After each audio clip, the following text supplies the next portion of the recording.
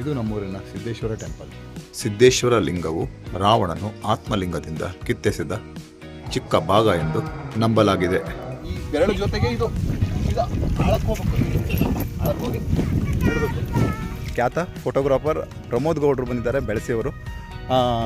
ಅವ್ರ ಜೊತೆ ಭೇಟಿಯಾಗಿ ನನಗೆ ತುಂಬ ಖುಷಿ ಆಯಿತು. ಪಕ್ಷಿಗಳಿಗೆ ಕಾಳುಗಳನ್ನು ಹಾಕುವುದರಿಂದ ನಮಗೆ ತುಂಬ ಪ್ರಯೋಜನಗಳಿವೆ. ಇದೊಂದು ರಹಸ್ಯ ಶಕ್ತಿಯಾಗಿದೆ. ವೀಕ್ಷಕರು ನಮಸ್ತೆ, ಮತ್ತೊಮ್ಮೆ ನನ್ನ ವ್ಲಾಗ್ಗೆ ನಿಮಗೆಲ್ಲ ಸ್ವಾಗತ. ನೋಡಿ, ನಮ್ಮೂರಲ್ಲಿ ಸಸಿ ನಾಟಿ ಕಾರ್ಯ ಜೋರಾಗಿ ನಡೀತಾ ಇದೆ. ಆದರೆ ಏನು ಮಾಡೋದು, ಮಳೆನೇ ಇಲ್ಲ. ಇವತ್ತಾದರೂ ಮಳೆ ಬಂದರೆ ಸಾಕಾಗಿತ್ತು. ದೇವ್ರೆ ಮಳೆ ಸುರಿಸಪ್ಪ, ಇವತ್ತು ನೀರೇ ಇಲ್ಲ. ಮತ್ತು ಮಳೆ ಒಂದು 4-5 ದಿವಸದಿಂದ ಸ್ಟಾಪ್ ಆಗಿಬಿಟ್ಟಿದೆ. ಮಳೆ ಬರ್ತಾನೆ ಇಲ್ಲ ಸರಿಯಾಗಿ. ನೀರು ಒಯ್ದು ಸಸಿ ನಾಟಿ ಮಾಡ್ತಿದ್ದಾರೆ.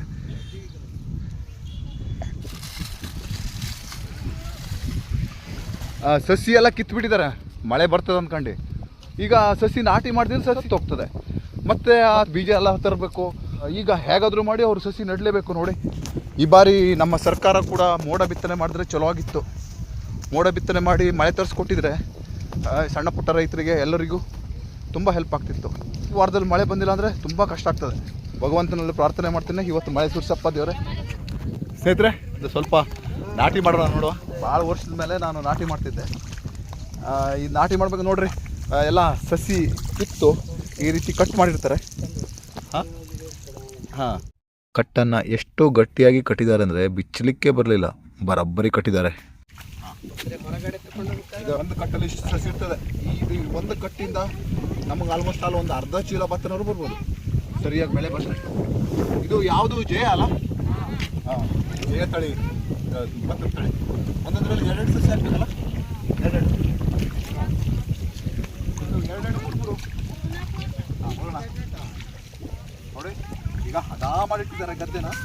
ಅದರಲ್ಲಿ ಸಸಿನ ಹಾಕೊಂಡು ಹೋದ್ರೆ ಈ ಬೆರಳು ಜೊತೆಗೆ ಇದು ಈಗ ಆಳಕ್ಕೆ ಹೋಗಿ ನೆಡಬೇಕು. ನಮ್ಮ ಜನರ ಜೊತೆ ಖುಷಿಯಿಂದ ಸಸಿ ನಾಟಿಯನ್ನು ಮಾಡಿ ತುಂಬ ಖುಷಿಪಟ್ಟೆ, ಎಂಜಾಯ್ ಮಾಡಿದೆ. ಮಳೆ ಹೊಯ್ದಿದ್ರೆ ಇನ್ನೂ ತುಂಬ ಚೆನ್ನಾಗಿರ್ತಿತ್ತು. ಮಳೆ ಜೋರಾಗಿ ಬಂದಿದ್ದರೆ ಮಳೆಯಲ್ಲಿ ಕೆಲಸ ಮಾಡೋದು ತುಂಬ ಖುಷಿ ಕೊಡ್ತಿತ್ತು. ನೋಡಿ, ಸಸಿ ಕೀಳ್ತಾ ಇದ್ದಾರೆ. ಇವರು 2 ಕೈಯಲ್ಲಿ ಕೀಳ್ತಿದ್ದಾರೆ. ಹಾಂ, ಈ ರೀತಿ ನಮಗೆಲ್ಲ 2 ಕೈಯಲ್ಲಿ ಕೀಳ್ಲಿಕ್ಕೆ ಬರೋದಿಲ್ಲ. 2 ಕೈಯಲ್ಲಿ ಯಾರು ಕೀಳ್ತಾರೆ ಅವರು ಎಕ್ಸ್ಪೀರಿಯೆನ್ಸು. ಕೀಳ್ಲಿಕ್ಕೆ ಟ್ರೈ ಮಾಡ್ತೀನಿ ನೋಡುವ. ಸಸಿ ಕೀಳುವಾಗ ಗದ್ದೆಯಲ್ಲಿ ಹೆಚ್ಚು ನೀರಿರಬೇಕಾಗುತ್ತದೆ.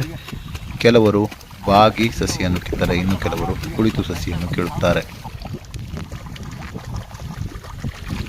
ನೋಡಿ, ಇದು ಸಸಿ ಕೀಳ್ಬೇಕಾರೆ ಈ ಬುಡ ಮುರಿಬಾರ್ದು. ಈಗ ಹೊಸದಾಗೆಲ್ಲ ಕಿತ್ಬಿಟ್ರೆ ಈ ಬುಡ ಮುರಿದು ಬಿಡ್ತಾರೆ. ಹಿಂಗೆ ಮುರಿದು ಕೀಳ್ತಾರೆ. ಹಾಗೆ ಬುಡ ಮುರಿಬಾರ್ದು. ಮುರಿದಾಗಿದ್ದಾಗೆ ಗಿಡ ಮತ್ತೆ ಅದು ನೆಟ್ಟಾಗ ಹುಟ್ಟಬೇಕು. ಆ ರೀತಿ ಕೀಳಬೇಕು. ಚಿಕ್ಕವನಿದ್ದಾವಾಗ ಕೆಲಸ ಮಾಡಿದ್ದೆ, ಆದರೆ ಈಗ ನಮಗೆ ಬೇರೆ ಕೆಲಸ ಇರೋದ್ರಿಂದ ನಾವು ಈ ಕೆಲಸ ಮಾಡ್ಲಿಕ್ಕೆ ಆಗ್ತಾಯಿಲ್ಲ ನಮಗೆ. ನೋಡಿ, ನಾನು ಇಷ್ಟೆಲ್ಲ ಕಿತ್ತೆ, ಸಸಿ ಎಲ್ಲ ಕಿತ್ತಾದ್ಮೇಲೆ ಈ ಥರ ಚಂದ ಮಾಡ್ಕೊಳ್ಳೋದು. ಈ ಥರ ಕಟ್ ಮಾಡ್ತಾರೆ. ಕಟ್ ಮಾಡಿ ಮತ್ತು ಇನ್ನೊಂದು ಕಡೆಗೆ ತಗೊಂಡು ಹೋಗ್ತಾರೆ. ಇನ್ನೊಂದು ಗದ್ದೆಗೆ ಹೋಗಿ ಹದ ಮಾಡಿದ ಗದ್ದೆಗೆ ನೆಡ್ತಾರೆ. ಗದ್ದೆ ಕೊಯ್ಲು ಟೈಮಿಗೂ ಕೂಡ ನಿಮಗೆ ತೋರಿಸ್ತೀನಿ ನಾನು. ಕೆಳಗಡೆ ಕಾಣೋದು ಗಣೇಶನ ಹಿನ್ನೀರು. ಇದು ಮುಲೆಕೆರೆ ಗ್ರಾಮ. 2 ಗುಡ್ಡ ತೋರಿಸಿದ್ನಲ್ಲ, ಅವು 2 ಗುಡ್ಡ. ಖ್ಯಾತ ಫೋಟೋಗ್ರಾಫರ್ ಪ್ರಮೋದ್ ಗೌಡ್ರು ಬಂದಿದ್ದಾರೆ, ಬೆಳಸಿಯವರು. ಅವ್ರ ಜೊತೆ ಭೇಟಿಯಾಗಿ ನನಗೆ ತುಂಬ ಖುಷಿ ಆಯಿತು. ಅಂದರೆ ನನಗೆ ಗೊತ್ತಾಗೇ ಅವ್ರು ಭೇಟಿ ಮಾಡ್ಬೇಕಂತ ನಾನು ಬಂದಿದ್ದೆ. ನೋಡಿ, ಅವರು ಡ್ರೋನಲ್ಲಿ ಹಾರಿಸ್ಕೊಂಡು ವಿಡಿಯೋ ಮತ್ತು ಫೋಟೋ ಶೂಟಿಂಗ್ ಮಾಡ್ತಿದ್ದಾರೆ. ಅವ್ರನ್ನ ಭೇಟಿಯಾಗಿ ತುಂಬ ಖುಷಿ ಆಯಿತು. ಹೇಳ್ತಿರ್ತಾರೆ ಓಕೆ. ನಮ್ಮ ಲೋಕಲಲ್ಲಿ ತುಂಬ ಫೇಮಸ್ ಆಗಿದ್ದಾರೆ. ಫೇಸ್ಬುಕ್ಕಲ್ಲಿ, ಇನ್ಸ್ಟಾಗ್ರಾಮ್ನಲ್ಲಿ ಇವರ ಲಕ್ಷಾಂತರ ಫಾಲೋವರ್ಸ್ಗಳಿದ್ದಾರೆ. ಕೆಲವು ವರ್ಷಗಳ ಹಿಂದೆ ಇಂಟರ್ನ್ಯಾಷನಲ್ ಫೋಟೋಗ್ರಫಿ ವಿಭಾಗದಲ್ಲಿ ಇವರಿಗೆ ಪ್ರೈಜ್ ಬಂದಿತ್ತು. ಕಳೆದ ಬಾರಿಯ ಕರಾವಳಿ ಉತ್ಸವದಲ್ಲೂ ಕೂಡ ಇವರು ರೀಲ್ಸ್ ಹಾಗೂ ಫೋಟೋಗ್ರಫಿಯಲ್ಲಿ ಬಹುಮಾನವನ್ನು ಪಡೆದುಕೊಂಡಿದ್ದಾರೆ. ಇನ್ಸ್ಟಾಗ್ರಾಮಲ್ಲಿ ಇವರ ಫಾಲೋವರ್ಸ್ 235K ಹೆಚ್ಚಿದೆ. ಇವರು ಇನ್ಸ್ಟಾಗ್ರಾಮಲ್ಲಿ ತುಂಬ ಫೇಮಸ್ ಆಗಿದ್ದಾರೆ ಮತ್ತು ಒಳ್ಳೊಳ್ಳೆ ಫೋಟೋಸ್ ಮತ್ತು ರೀಲ್ಸನ್ನು ಮಾಡಿ ಹಾಕ್ತಾರೆ. ನಮ್ಮ ಈ ಕರಾವಳಿ, ಇಲ್ಲಿಂದ ಕಾರವಾರದಿಂದ ಈ ಕಡೆ ಇವರ ಕೈ ಚಳಕವನ್ನು ಇವರು ಇನ್ಸ್ಟಾಗ್ರಾಮಲ್ಲಿ ಮತ್ತು ಬೇರೆ ಪ್ಲ್ಯಾಟ್ಫಾರ್ಮ್ಗಳಲ್ಲಿ ತೋರಿಸ್ತಾ ಇದ್ದಾರೆ. ಗುಣಮಟ್ಟದ ಹೈ ವ್ಯಾಲ್ಯೂ ಕ್ಯಾಮೆರಾ ಹಾಗೂ ಡ್ರೋನ್ ಹೊಂದಿರುವ ಇವರು ಪೊಲೀಸ್ ಇಲಾಖೆಯ ಆಪರೇಷನ್ನಲ್ಲೂ ಕೂಡ ಭಾಗವಹಿಸುತ್ತಾರೆ. ಇವರ ಪ್ರತಿಭೆಗೆ ಅನೇಕ ಬ್ರಾಂಡ್ ಪ್ರಮೋಷನ್ ಕೂಡ ಇವರನ್ನು ಹುಡುಕಿಕೊಂಡು ಬರುತ್ತಿದೆ. ನಮ್ಮ ಸುತ್ತಮುತ್ತಲ ಯುವ ಕ್ರಿಯೇಟರ್ಗಳಿಗೆ ಇವರೊಬ್ಬರು ಮಾದರಿಯಾಗಿದ್ದಾರೆ. ಬೆಂಗಳೂರಿನ ಪ್ರತಿಷ್ಠಿತ ಮೈಕ್ರೋಸಾಫ್ಟ್ ಕಂಪನಿಯಲ್ಲಿ ಸಾಫ್ಟ್ವೇರ್ ಇಂಜಿನಿಯರ್ ಆಗಿರುವ ಇವರು ಕೆಲಸದ ಒತ್ತಡದ ನಡುವೆಯೂ ತಮ್ಮ ಈ ಹವ್ಯಾಸವನ್ನು ಅಚ್ಚುಕಟ್ಟಾಗಿ ನಿರ್ವಹಣೆ ಮಾಡುತ್ತಿದ್ದಾರೆ. ಇವರನ್ನು ಭೇಟಿಯಾಗಿ ನನಗೆ ತುಂಬ ಖುಷಿ ಆಯಿತು. ನಾನು ಮೊದಲ ಬಾರಿಗೆ ಇವ್ರು ನೋಡಿದ್ದು, ಒಂದು ಸಾರಿ ಇವರನ್ನು ಭೇಟಿ ಮಾಡ್ಬೇಕು ಅಂದ್ಕೊಂಡಿದ್ದೆ. ತುಂಬ ಖುಷಿ ಆಯಿತು. ನಮಸ್ತೆ ಸರ್. ಮೋಡ ಬಿತ್ತನೆ ಆದರೂ ಮಾಡಿ ರೈತರಿಗೆ ಸಹಾಯ ಮಾಡ್ಬೋದು.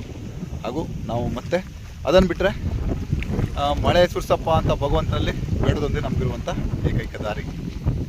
ಮೇಲ್ಗಡೆ ಹೊಲ ಅಷ್ಟೇ ಮಾಡ್ತಾರೆ. ಈ ಕೆಳಗಡೆ ಹೊಲ ನೋಡ್ರಿ, ಇದು ಅಘನಾಶಿನಿ ಹಿನ್ನೀರು ಆನಂತರ ತುಂಬೋದ್ರಿಂದ ಇದು ಅಷ್ಟಾಗಿ ಬೆಳೆ ಬರೋದಿಲ್ಲ.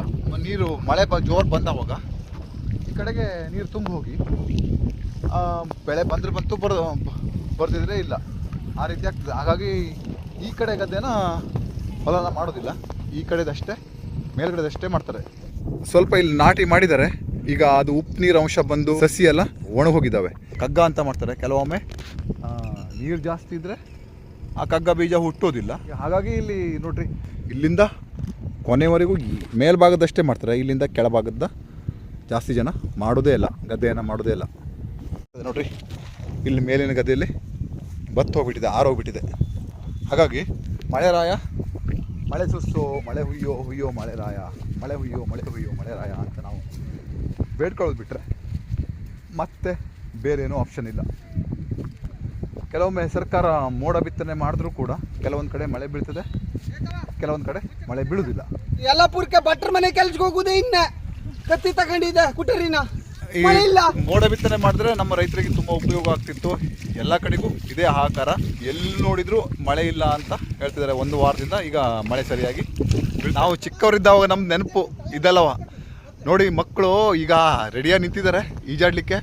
ನಾವು ಚಿಕ್ಕವರಿದ್ದಾಗ ನಾವು ಕೂಡ ಹೀಗೆ ಈಜಾಡ್ತಿದ್ವಿ. ನೋಡೋಣ ಇವ್ರು ಹೇಗೆ ಈಜಾಡ್ತಾರಂತ.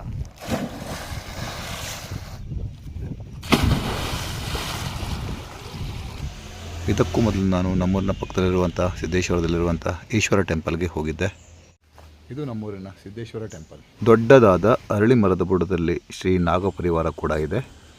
ಒಳಗಡೆ ನಾವು ಎಂಟ್ರಿ ಕೊಟ್ಟ ತಕ್ಷಣ ನಂದಿಯನ್ನು ನೋಡ್ಬೋದು. ರಾವಣನು ಗೋಕರ್ಣದಲ್ಲಿ ಆತ್ಮಲಿಂಗವನ್ನು ಹೊರತೆಗೆಯುವಾಗ ಆತ್ಮಲಿಂಗದಿಂದ ಹಾರಿದ ಚಿಕ್ಕ ಭಾಗವೇ ಸಿದ್ದೇಶ್ವರ ಕ್ಷೇತ್ರವೆಂದು ಪ್ರಸಿದ್ಧಿಯಾಗಿದೆ ಎಂದು ಹೇಳಲಾಗುತ್ತದೆ.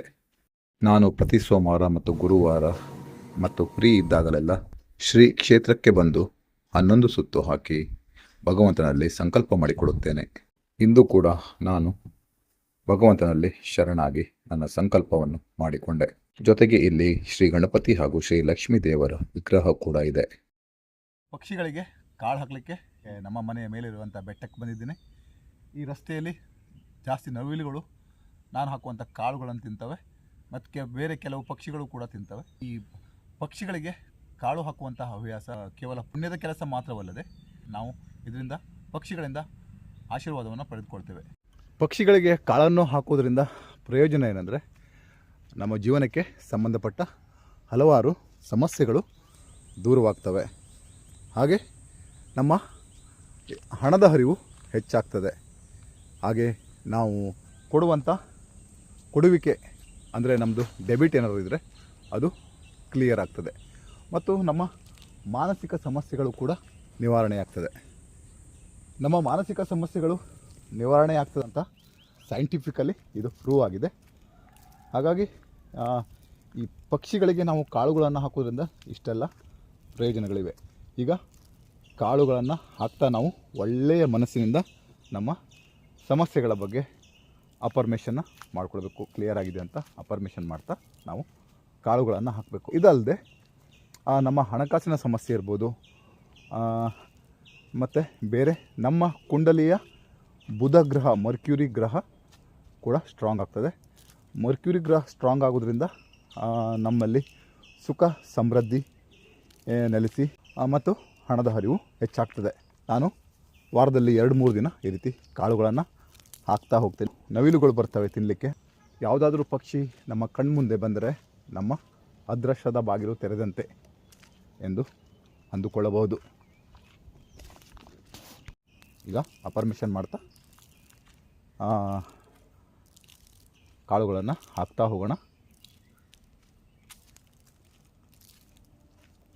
ನಾವು ಪ್ರತಿದಿನ ಬೆಳಿಗ್ಗೆ ಪ್ರೀತಿಯಿಂದ ಪಕ್ಷಿಗಳಿಗೆ ಕಾಳುಗಳನ್ನು, ಆಹಾರವನ್ನು ಹಾಕೋದ್ರಿಂದ ಪಕ್ಷಿಗಳು ಕೂಡ ಅವರದೇ ಆದ ಭಾಷೆಯಲ್ಲಿ ನಮಗೆ ಆಶೀರ್ವಾದವನ್ನು ನೀಡ್ತವೆ. ಪಕ್ಷಿಗಳಿಗೆ ಕಾಳನ್ನು ಹಾಕೋದ್ರಿಂದ ಮಾನಸಿಕ ಚಿಂತನೆ ದೂರವಾಗ್ತದೆ ಅಂತ ನಮ್ಮ ವಿಜ್ಞಾನ ಕೂಡ ಹೇಳ್ತದೆ. ಇದು ಯಾವುದೇ ಅಂಧವಿಶ್ವಾಸವಲ್ಲ, ಇದು ಒಂದು ರಹಸ್ಯ ಶಕ್ತಿಯಾಗಿದೆ. ಇದನ್ನು ಸರಿಯಾದ ವಿಧಿವಿಧಾನದಲ್ಲಿ ಮಾಡಿದರೆ ನಮ್ಮ ಜೀವನ ಸಂಪೂರ್ಣವಾಗಿ ಬದಲಾಗಿ ಸುಖ, ಶಾಂತಿ, ಸಮೃದ್ಧಿ ನೆಲೆಸಿ ನಮ್ಮಲ್ಲಿ ಹಣದ ಹರಿವು ಕೂಡ ಹೆಚ್ಚಾಗ್ತದೆ. ನಿಮಗೆ ನನ್ನ ಈ ಚಿಕ್ಕ ವಿಡಿಯೋ ಇಷ್ಟವಾಗಿದ್ದಲ್ಲಿ ಲೈಕ್ ಮಾಡೋದ್ರ ಮೂಲಕ ಮತ್ತು ನನ್ನ ಚಾನಲನ್ನು ಸಬ್ಸ್ಕ್ರೈಬ್ ಮಾಡೋದ್ರ ಮೂಲಕ ಪ್ರೋತ್ಸಾಹ ನೀಡಿ ಅಂತ ಕೇಳ್ಕೊಳ್ತಾ ಮುಂದೆ ಇನ್ನೊಂದು ಸುಂದರವಾದ ವಿಡಿಯೋದಲ್ಲಿ ಮತ್ತೆ ಭೇಟಿಯಾಗೋಣ. ಅಲ್ಲಿವರೆಗೂ ನಮಸ್ತೆ. ಖುಷಿಯಿಂದ ಇರಿ. Take care. Thank you for watching.